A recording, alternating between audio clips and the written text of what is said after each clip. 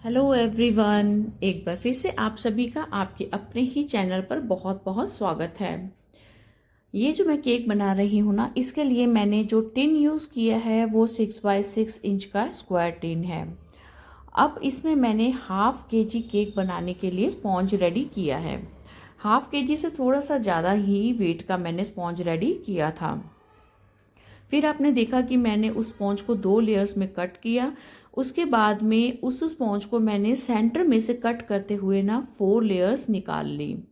अब जो यहाँ पर साइज इसका रेडी हुआ था ना, वो था इसका 3x6 इंच। इसकी हर एक लेयर का साइज था। हुआ ऐसे कि जिनका ये केक था ना, उन्होंने मेरे से आज से 2 साल पहले एक केक बनवाया था। उसके बाद में आज वो 2 ढाई साल के बाद में फिर से क्लाइंट मेरे पास आए थे। उनका कॉल आया कि उनको एक अपनी फ्रेंड के लिए ना केक बनवाना है। तो उन्होंने कहा कि जैसा उनको केक चाहिए ना, वैसा एक होम बेकर बनाकर दे सकती है। उसमें जो उसकी उनकी फीलिंग्स हैं, जो वो सब कुछ रिक्वायरमेंट चाहते हैं ना, वो सब कुछ शायद एक होम बेकर ही बनाकर दे सकती है। बेकरी वाले वैसा सब कुछ बीच में नहीं बनाकर दे पाते। तो अब यहाँ पर ना उनकी एक्सपेक्टेशंस मेरे से बहुत ज़्यादा थी और मुझे भी उन सबको पूरा करना था। तो उन्होंने एक दो पहले तो फ़ोटोज़ मेरे से शेयर की, कुछ हमने डिज़ाइन डिस्कस किया। मैंने उनकी सभी बातों को गौर से सुना। उन्होंने कहा कि उनको ना एक मास्टरपीस चाहिए। उन्होंने जो भी कुछ कहा ना, मैंने उनकी सभी बातों को ध्यान से सुना और अपने माइंड में फीड कर लिया क्या क्या चाहिए। और फिर उन सब बातों के हिसाब से ही मैंने इस केक की डिज़ाइनिंग का काम जो है ना वो स्टार्ट किया। यानी कि ये केक कैसा बनने वाला है, सिर्फ एक स्ट्रक्चर ही उनके सामने थी। मैंने उनको बताया कि ये इस शेप का, इतनी हाइट का केक बनेगा। उसके बाद में बाकी जो डिज़ाइनिंग थी ना, वो सब कुछ मेरे माइंड में ही थी। उनको सिर्फ एक फाइनल रिजल्ट आने पर ही वो सब कुछ पता लगना था। तो अब मैंने अपने क्लाइंट को बताया कि जो वो केक का डिमांड कर रहे हैं ना, वो सब कुछ हाफ केजी में नहीं हो पाएगा। केक का वेट मुझे थोड़ा सा हाफ केजी से ज़्यादा बढ़ाना पड़ेगा, ताकि इसकी हाइट भी उतनी आ सके और इस पर मैं सारी डिज़ाइनिंग कर सकूं। तो इस बात के लिए वो भी रेडी हो गए थे। तो यहाँ पर इसका जो स्पॉन्ज है, मैंने कैसे बेक किया, उसको कट किया। फिर यहाँ पर आप लेयर्स में देख रहे हैं कि मैंने पाइनएप्पल की फिलिंग की है। उनको ये सिंपल पाइनएप्पल फ्लेवर में ही केक चाहिए था। सो यहाँ पर अंदर 100 ग्राम के लगभग मैंने पाइनएप्पल फिलिंग का यूज़ किया है। अब मैं लेयर्स में कैसे क्रीम लगा रही हूँ, सोकिंग कर रही हूँ, या साथ के साथ मैंने कैसे बीच में फिलिंग ऐड की है, ये सब कुछ आप जब वीडियो को बिना स्किप किए देखेंगे तो आपको सब कुछ बहुत अच्छे से पता लगता रहेगा। अब ये केक ना मेरे क्लाइंट को नेक्स्ट डे मॉर्निंग 10:30 बजे चाहिए था। सो एक दिन पहले दोपहर को मैंने इसकी क्रम कोटिंग की। 2 ढाई घंटे के लिए इसको क्रम कोट करके फ्रिज में रखा। और फिर रात के टाइम में या शाम को कह लीजिए 7-8 बजे के लगभग मैंने इसकी जो ना फाइनलाइजिंग है वो स्टार्ट की थी केक की। और फिर इसके बाद में इसकी फाइनलाइजिंग करके मैंने इसको पैक करके फ्रिज में रख दिया था। बाकी काम मैंने सुबह किया। अब यहाँ पर जो क्लाइंट की सबसे पहली रिक्वायरमेंट थी ना, वो कलर की थी। उन्होंने कहा कि उनको ना ऑलिव शेड चाहिए इस केक के ऊपर। तो मेरे पास यहाँ पर ऑलिव ऑयल शेड है, उससे मैंने इस कलर को बनाने का ट्राई किया। फिर भी यहाँ पर साथ में ना मैंने ग्रीन कलर की भी एक दो ड्रॉप बीच में ऐड की हैं। इस वाले मेथड से मैंने ये कलर रेडी किया। अब सबसे पहले पाइपिंग बैग से मैंने इस केक के ऊपर इसको क्रीम को अप्लाई किया और पैलेट नाइफ से इस क्रीम को ना हल्का हल्का मैंने केक के ऊपर अच्छे से स्प्रेड कर दिया। फिर यहाँ पर जब मैंने स्क्रैपर चलाना शुरू किया ना, तो मुझे लगा कि थोड़ा सा ना स्क्रैपर के साथ में जो क्रीम है वो जल्दी से ना अच्छी सी फिनिशिंग हो नहीं पा रही है। फिर कई बार मैंने बीच में पैलेट नाइफ भी यूज़ किया, बट मुझे काम करने में ना मज़ा नहीं आ रहा था। फिर इसके बाद में मैंने ये स्केल का यूज़ किया। ये स्टील का स्केल है, जो बड़े वाले साइज़ में मेजरिंग वाला होता है ना, 12 इंच का, ये वो वाला स्केल है। मैंने इसको वॉश कर लिया, ड्राई किया, फिर मैंने इसको केक के ऊपर यूज़ किया है। तो यहाँ पर इसके साथ में जब मैंने काम करना शुरू किया ना, तब मुझे तसल्ली हुई, जो मैं चाह रही थी अब मेरी पकड़ में वो काम आ गया था। और यहाँ पर क्योंकि गर्मी है, क्रीम बहुत जल्दी फटनी शुरू हो जाती है। सो उस टाइम पर फाइनलाइजिंग के टाइम पर मैंने एसी भी ऑन किया, सो दैट यहाँ पर मेरी क्रीम जो है वो ख़राब ना हो और मैं जल्दी से इस केक की आइसिंग कर लूँ। क्योंकि मुझे ये लगता है कि मैं राउंड शेप के अलावा जब भी किसी और केक पर काम करती हूँ, तो उसकी आइसिंग को बहुत अच्छे से कंप्लीट करने के लिए ना आपको टाइम एक्स्ट्रा लग जाता है, क्रीम भी एक्स्ट्रा लगती है। सो इसलिए गर्मी में मेरी क्रीम जो है वो मेरा साथ ना छोड़े, इसलिए मैंने ये काम एसी में किया। अब इसके बाद में इसकी फाइनलाइजिंग देखिए मैं कैसे कर रही हूँ। आप इसको जब वीडियो को देखेंगे प्रॉपर, तब आपको साथ के साथ पता लगता रहेगा। यहाँ पर स्ट्रोक्स जो है ना वो मैंने ज़्यादातर नीचे से ऊपर की तरफ दिए हैं, ताकि क्रीम जो है वो मेरी अच्छे से ना स्मूथली स्प्रेड हो केक के ऊपर। इसकी फिनिशिंग जो है ना, जब तक मेरे मतलब की नहीं थी तब तक मैंने इसके ऊपर काम किया। और यहाँ पर इसकी फिनिशिंग कंप्लीट करने के बाद में आगे का जो प्रोसेस था वो था इसकी डिज़ाइनिंग का। और पहले भी मैंने आपको बताया कि इसकी डिज़ाइनिंग जो है वो क्या करनी है, वो सारी मेरे ही माइंड में स्टोर थी।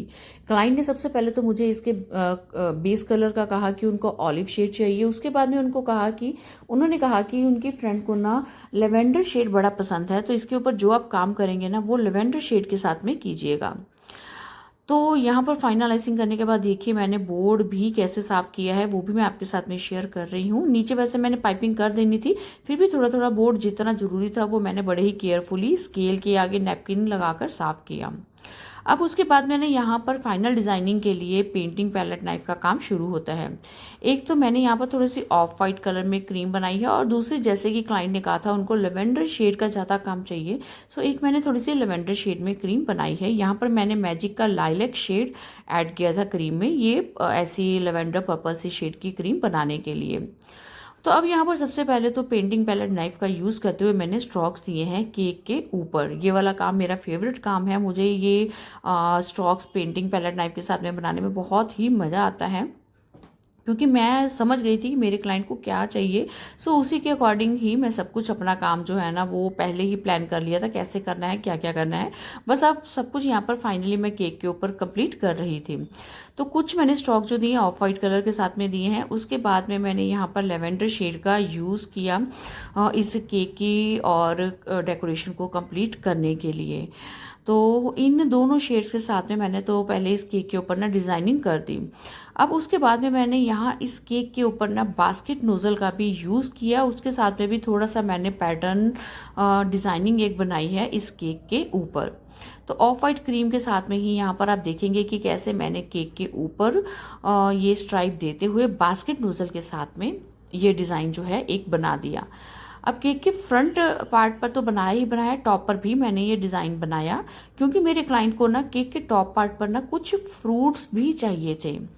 तो अब फ्रूट्स कहाँ पर मुझे रखने हैं ये सेक्शन मेरे पास बन जाए, इसलिए मैंने यहाँ केक के टॉप पार्ट पर भी बास्केट नोज़ल के साथ में डिज़ाइनिंग कर दी थी। और इसके बाद में मैंने नोज़ल नंबर 8 का यूज़ किया और केक के टॉप पार्ट के ऊपर और केक के बॉटम में मैंने यहाँ पाइपिंग बना दी है, एक बॉर्डर बना दिया है, क्योंकि टॉप पर मैंने आपको बताया कि मुझे कुछ फ्रूट भी रखने थे। सो उसके लिए एक बॉर्डर सेक्शन जो है वो रेडी हो जाएगा इस पाइपिंग के साथ में। तो इसलिए यहाँ पर मैंने ऊपर एक बॉर्डर बना दिया था। सो क्रीम के साथ में मेरा करने वाला काम हो गया यहाँ पर कंप्लीट। और उसके बाद में कुछ जगह जो खाली लग रही थी वहाँ पर मैंने कुछ एक स्ट्रोक्स और दे दिए, और ज़्यादा यूज़ मैंने यहाँ पर लेवेंडर शेड का ही किया। अब इसके बाद में ना फाइनल डेकोरेशन जो थी वो मैंने नेक्स्ट डे अर्ली मॉर्निंग उठ के की थी। सो उसके लिए सबसे पहले ना मैंने यहाँ पर फ्लावर्स का यूज़ किया है, ये रियल फ्लावर्स हैं। यहाँ पर मैंने क्रिसेंथेमम फ्लावर्स का यूज़ किया है, येलो कलर में ये मुझे मिल गई। इनको हम गुलदाउदी फ्लावर्स के नाम से भी जानते हैं। सो यहाँ पर इसमें ना मैंने वायर डाली है इन फ्लावर्स के नीचे, और ये मेरी जो वायर है उसके ऊपर फ्लोरल टेप लगी हुई वायर ही है। ये वायर का जो नंबर है वो 18 गेज है, 18 गेज की वायर का मैंने यूज़ किया है, जिसके ऊपर फ्लोरल टेप ऑलरेडी लगी हुई ही है। और उसके बाद टॉप पर देखिए मैंने कुछ मैंगो, ग्रेप्स और कुछ ड्राई ब्लूबेरीज को रख दिया है बीच के पार्ट में। अब उसके बाद में ना जब मैंने ये फ्लावर्स खरीदने तो लकीली मुझे साथ में ना ये लेवेंडर शेड के ही छोटे फ्लावर्स मिल गए। ये जिप्सी फ्लावर्स नहीं है, जिप्सी फ्लावर्स के जैसे ही ये छोटे छोटे फ्लावर हैं, अभी के लिए तो मैं इनका नाम भूल गई हूँ। साथ में कुछ मैंने जिप्सी भी ली थी, उसको भी कहीं कहीं मैंने लगा दिया है।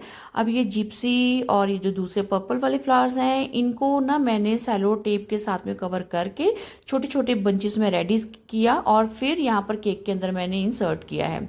अब ये कुछ मैंने यहाँ पर ये आर्टिफिशियल फ्लावर भी लगाए हैं वाइट कलर में, क्योंकि जो जिप्सी है ना वो बहुत बारीक थी और उठ नहीं रही थी, इसलिए मैंने वाइट आर्टिफिशियल फ्लावर्स का भी यहाँ पर यूज़ किया है।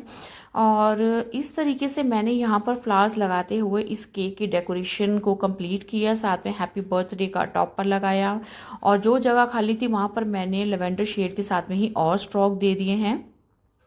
कुछ स्टॉक जो मैंने बोर्ड के ऊपर भी दिए हैं ताकि बोर्ड भी खाली सा ना लगे। सो ऐसे मैंने इस मास्टरपीस को रेडी किया। क्लाइंट को बहुत ज़्यादा पसंद आया ये केक। उन्होंने बहुत अच्छी फीडबैक भी शेयर की मेरे साथ में, वो भी मैंने आगे ऐड की है वीडियो में। और जो फ्रूट ऊपर रखे थे इसके ऊपर ना मैंने न्यूट्रल जेल भी ब्रश की हेल्प से लगा दी है, सो दैट ये जो फ्रूट हैं ये काले ना पड़े, ज़्यादा देर तक फ्रेश बने रहें। तो आप बताइए आपको आज का ये मास्टरपीस कैसा लगा। मुझे इस केक को बनाकर बहुत ज़्यादा खुशी हुई, बहुत ही ज़्यादा वाली, क्योंकि इसमें मैंने बड़ा ही दिल से काम किया था। अगर आपको वीडियो यूज़फुल लगे और मेरे चैनल को अभी तक सब्सक्राइब नहीं किया है तो आप सबसे रिक्वेस्ट है कि जल्दी से चैनल को लाइक, सब्सक्राइब और शेयर भी कर दीजिएगा। नोटिफिकेशन का बेल बटन प्रेस करना मत भूलिएगा। अब आपसे मुलाकात होगी एक और केक डेकोरेशन की अच्छी सी वीडियो में। Till then bye bye. Thanks for watching the video.